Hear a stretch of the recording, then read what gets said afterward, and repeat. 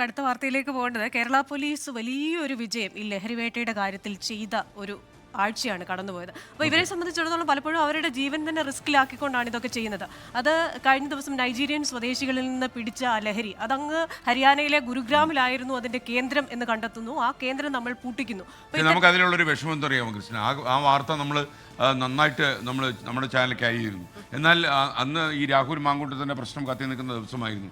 അതുകൊണ്ട് തന്നെ ഈ മാങ്കൂട്ടത്തിൽ ഇഷ്യൂ പെരുപ്പിച്ചു കൊടുക്കുന്നതിനിടയിൽ പല ആൾക്കാരും പല വാർത്താ ചാനലുകളും പല സോഷ്യൽ മീഡിയ പ്ലാറ്റ്ഫോമുകളും ഒക്കെ തന്നെ ഈ വലിയ വാർത്തയെ അവഗണിച്ചു. കോഴിക്കോട് ടൗൺ പോലീസ് നടത്തിയത് അവരുടെ ജീവൻ പണയം വെച്ചിട്ടുള്ള ഒരു ഓപ്പറേഷനായിരുന്നു. ഡൽഹി ഹരിയാന പോലീസിൻ്റെ സഹായത്തോടെ ആയിരുന്നു അന്ന് അവരിത് ചെയ്തെങ്കിലും ഗുരുഗ്രാം പോലെയുള്ള ഒരു സ്ഥലത്ത്, പ്രത്യേകിച്ച് ഗൂണ്ടകൾ അടക്കി വാഴുന്ന ഒരു സ്ഥലത്തേക്ക് ധൈര്യപൂർവ്വം കടന്നു അവരെ പിടിച്ച് ഈ ആഫ്രിക്കൻ നൈജീരിയൻ കക്ഷികളെ കോഴിക്കോട് കൊണ്ടുവന്നു എന്നുള്ളത് ചെറിയ കാര്യമല്ല.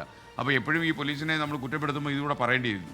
തീർച്ചയായിട്ടും. കാരണം അതുപോലെ തന്നെ ഈ പ്രേക്ഷകരാണെങ്കിലും അവർക്ക് അവരുടെ ജീവിത നിലവാരം മെച്ചപ്പെടുത്തുന്ന, അവരുടെ ജീവിതത്തെ ബാധിക്കുന്ന വാർത്തകളിലേക്ക് കൂടുതൽ ശ്രദ്ധ കേന്ദ്രീകരിക്കണം എന്നുള്ള ഒരു അപേക്ഷ അല്ലേ?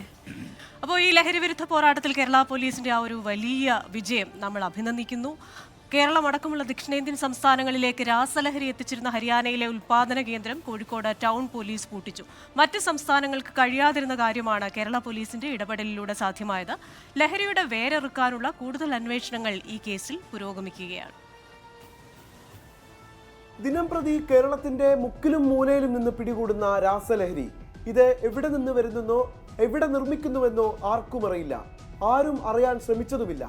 എന്നാൽ കോഴിക്കോട് ടൗൺ പോലീസ് ഇക്കാര്യത്തിൽ കാണിച്ച സൂക്ഷ്മത കൊണ്ടുചെന്നെത്തിച്ചത് രാജ്യത്തെ ഏറ്റവും വലിയ രാസലഹരി കിച്ചണിലേക്ക്.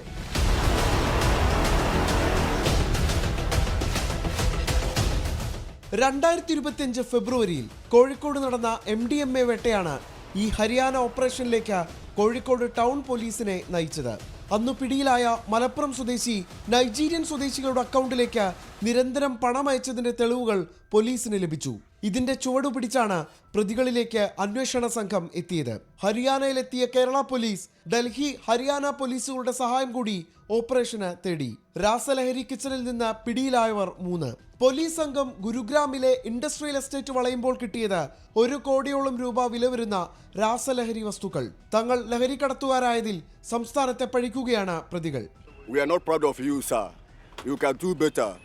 Take care of your citizens. കസ്റ്റഡിയിലുള്ള പ്രതികളെ വിശദമായി ചോദ്യം ചെയ്തു വരികയാണ് കോഴിക്കോട് ടൗൺ പോലീസ്. രാജ്യത്താകമാനം ലഹരി എത്തിക്കാൻ പ്രതികളെ സഹായിച്ച ആ വലിയ സംഘത്തെ കൂടി വലയിലാക്കുകയാണ് ഇനി പോലീസ് നീക്കം. IBയും പ്രതികളെ കഴിഞ്ഞ ദിവസം ചോദ്യം ചെയ്തിരുന്നു. ഒരു വലിയ സംഘം ഈ 3 പേർക്കും പിന്നിലുണ്ട്. അവരെ കൂടി കണ്ടെത്തേണ്ടതുണ്ട്. കേവലം ഒരു ലഹരിക്കടത്ത് കേസിനപ്പുറത്തേക്ക് ഹരിയാന വരെ ഉത്തരം കിട്ടാൻ സാധ്യതയില്ലാത്തൊരു ചോദ്യമാണെന്നറിഞ്ഞിട്ടും ഇറങ്ങിത്തിരിച്ച കേരള പോലീസിന് ബിഗ് സല്യൂട്ട്. രാജേഷ് വെള്ളരിക്കുണ്ടിനൊപ്പം നിഖിൽ പ്രമേഷ്, 24 കോഴിക്കോട്. ലോകത്തെവിടെയായാലും ഏത് സമയത്തും 24 വാർത്തകളും ഓഗ്മെന്റഡ് റിയാലിറ്റി പാക്കേജുകളും എക്സ്പ്ലെയിനറുകളും വിശദമായി കാണാൻ ഞങ്ങളുടെ YouTube ചാനൽ നിങ്ങൾക്ക് സബ്സ്ക്രൈബ് ചെയ്യാം.